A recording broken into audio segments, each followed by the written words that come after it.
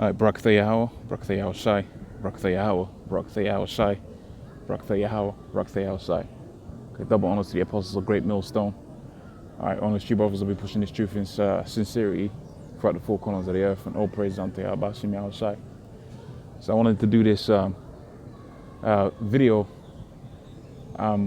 going into slavery and how America, Babylon, the great whore, has benefited greatly from slavery, and as a result they've got much wealth. In fact, America was just an English domain, if you will, okay, entity underneath the British government, the British monarchy, for a period of time, and through slavery, through this enslavement of the Israelites, which was all due to prophecy. When you go into the book of Deuteronomy, the 28th chapter and the 68th verse, you find out that the Israelites was going to go into captivity by way of slave ships.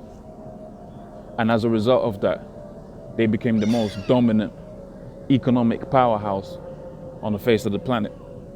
Now, when you have a thing called a world reserve currency, then it's no a hard assumption, or it's not a hard conclusion to come to say you're the controllers of the economy. You're the dominant force behind it, okay? And America is, okay? They got the biggest consumer market because they got the largest spending power. Now you got it to where some currencies are stronger, but they don't have the same longevity as America will do because of that petrol dollar, okay? And that's another thing, okay? And that was all created, or it came about as a result of what you see in the images here, right? Dealing with Jake's Israelites, the Negroes, Hispanics, Native Americans, but predominantly Judah, Benjamin, and Levi going into slavery. And really the point I was doing this video about is that the understanding of slavery is that it's a necessary thing to happen. It needs to happen for you to have a dominant economy. And what I'm going to read for you when I get into the side of the scriptures is you're going to find out that we, the Israelites, when we take control of this kingdom, we can take control of the earth and set up the kingdom of heaven, we're going to be the ones that's going to have the dominant economy.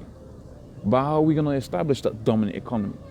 We're going to establish that dominant economy by having all of these nations in subjection. Now, brothers, I want you to think about how dominant that economy is going to be. Okay, if we say America was built up off of Judah, Benjamin, and Levi, Judah, Benjamin, Levi being in captivity, that's a third, okay, of is that a third? That's a quarter, if you will, of all the Israelites, okay, because you got 12 tribes, right? 12 divided by 4 is what? Is 3. So that's a quarter of the nation, and America was built into being this dominant powerhouse upon the face of the earth. So how are we gonna be, okay, when we got all the 17 nations right up until the Esau gets wiped off the face of the earth, therefore 16 nations underneath subjection? I'm talking about having Moab, Ammon, okay? Look at the Moabites right now. They're what? Standing 1 billion strong. Now we know there's gonna be Israelites among them, but we're gonna have all of them nations under subjection. So our kingdom is gonna be strong, man. Our economy is gonna be strong, man. Okay, because we're gonna have all of these nations in subjection. Matter of fact, let's go to that in the scriptures first, and then we go into the history, and then I'll finish it off in the book of Revelations, the 13th chapter and the 9th verse. Okay, slavery is economics. Economics is slavery. That's just how it works. They might say you're emancipated, or you're just being transferred to be a corporate slave now. And as for the other people that are winning the world, talking about Moab and all of this, that, and the third, they're in hardcore captivity making shoes for about $1. And they sell them shoes off for what? $120. Jake killing themselves to get these shoes left, right, and center. And the corporations getting hella money off of that. And we're gonna do the same thing. But we ain't gonna hide the under the banner of corporations. No, you're gonna know it's slavery. And that's how we're gonna build to be the strongest ever imaginable kingdom. That's what the kingdom of heaven is gonna be built. Talking about all of this great goodness, okay, that the Most High is saying he's gonna provide. How do you think he's gonna do that? Okay, how do you think that's gonna come about? That's gonna come about by having other nations in slavery. That's how it came about for America. That's how it came about for Esau. And you damn better be sure that that's exactly how it's gonna come about for the 12 tribes of Israel. We're gonna have you nations in captivity, hardcore slavery. Okay, now we know that ultimately you're gonna be all right, barring Esau. We know every other nation except for Esau is gonna be all right at some point, and they're gonna have their own thing going on, but they're still gonna be. It's still gonna be known that we're the dominant. So you're talking about America being built up in 250 years. Well, the scripture talks about how pretty much we're gonna build up for a period of 1,000 years. So America built into the most dominant place upon the earth, and it took some time. It took 250 years. We're gonna take 1,000 years to build ours, man. So we're gonna be damn good. So you're talking about Moab and Ammon having their own peace. They ain't gonna have their own peace for a little while, man.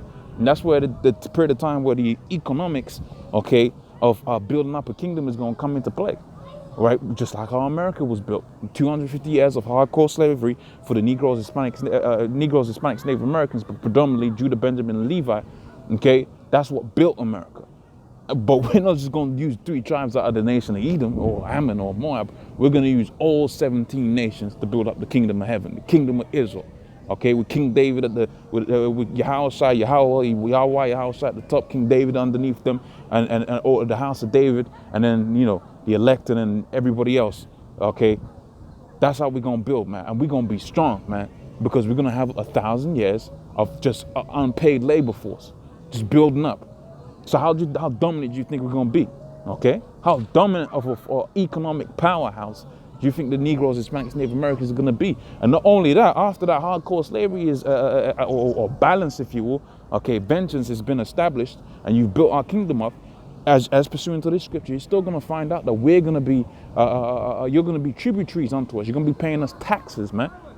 You're gonna be paying us taxes, but we're gonna be establishing those taxes and those like the scripture's gonna say, the forces from the Gentiles. We're gonna do that in righteousness. So how Esau takes everything you got, okay, your land, your sister, your auntie, okay, your left shoe. No. We're gonna do that in righteousness. So let's read this precept right quick. It says, "Arise, shine, for the light is come. All right, the glory of the Lord is risen upon thee. For behold, the darkness shall cover the earth." And that's the time we're living in right now, where just gross darkness all over the place, man. Horrible place to be in. The worst possible situation. Okay, and the people. Gross darkness the people, but the Most High shall rise upon thee, and his glory shall be seen upon thee. Okay, now this is fast forwarding a lot now, because the Lord, we're seeing, people are seeing the glory of the Lord upon us by way of the word. They're really going to see the glory of the Lord when the Lord says, look, now this is my people, and everybody's going to know it. Okay, and this is where this comes into effect. So the Gentiles shall come to thy light, and the kings of the earth to thy brightness. They're going to be tributaries, man. Okay, you got it to where Britain sells services, okay, and there's no manufacturing. That's them kings of the earth coming to Britain, okay, to learn of the British ways, how to set up an economy like the British set up an economy, how to set up their schools like how the British set up their economies, schools rather more.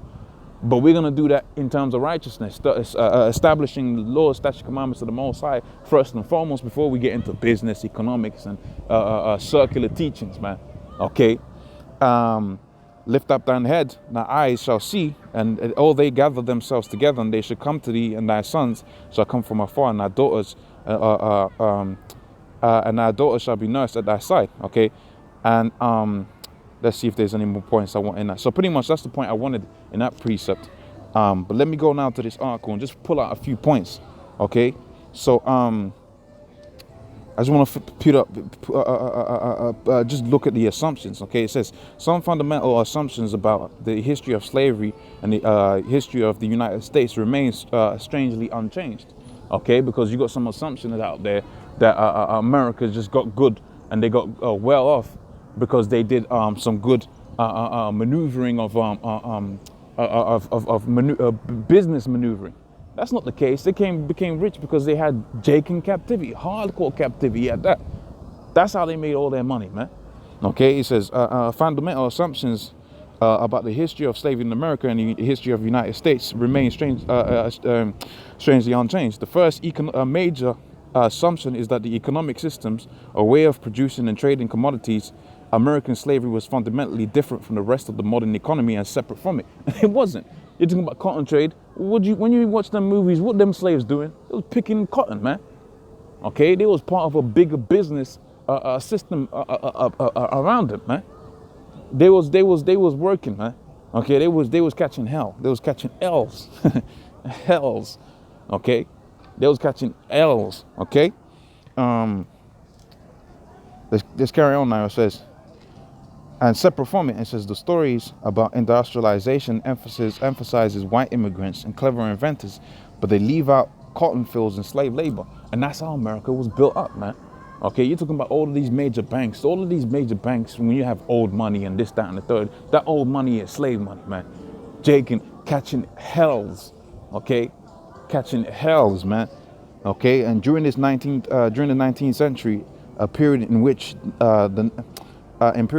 the nations went from being a minor European trading partner to becoming the world's largest economy, one of the central stories of the American history. Okay, the second major assumption is that slavery in the United States fundamentally is contradiction with the political and economic system of liberating a public.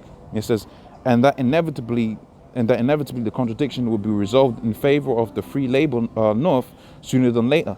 Slavery would have ended by the operation of the historical forces. Thus, slavery is a story without a suspense. A story with a predetermined outcome isn't a story at all. Okay, and they're just going into the fact that, okay, they might have you believe that the political system was different from that. But when you really look at the political system and how it's set up, you was really emancipated when Esau was hundreds of generations, or more 3-4 generations ahead of you. So you're talking about going into an affluent neighborhood. You already had it to where inflation is taking place. Okay, of those house prices already gone out. So you got it to where you got systematically, you got it to where you got genocide. Was it genocide? No, systematic segregation, man. So you can't buy up into them neighborhoods, and if you can, you're gonna devalue the whole neighborhood, and the people you're gonna have what's known as white flight, man. Okay, but the political system that's where that was all set up from. Okay, because the political system has it to where what you are still impoverished unto this day, because what you're still a slave underneath the banner of employment. Okay, so I'm not gonna go through all of that. You can go to it for yourself. But the point really that I was making is that all of this wealth that you so-called America's got, it came off of the back of slave labor force. And America's one, John marveled when he saw the metaphorical image that America was. The woman, and she was arrayed in all of this, that, and the third. Well, the same thing is going to apply for Israel, okay? But not only are we going to have just 3 nations in captivity, not just Judah, Benjamin, Levi in terms of quantity, we're going to have every nation underneath captivity. We're going to have them all in slavery. And that's going to make Jerusalem great, man. Okay, that's going to make our city like just damn. Okay, 1,000 years of every single person within the world, except for an Israelite, building up towards one goal, which is the embedment of the Israelites. Damn. Okay, now that's some food for your thought. That's some food for your mind right there. Okay, so if any man have an ear, let him hear.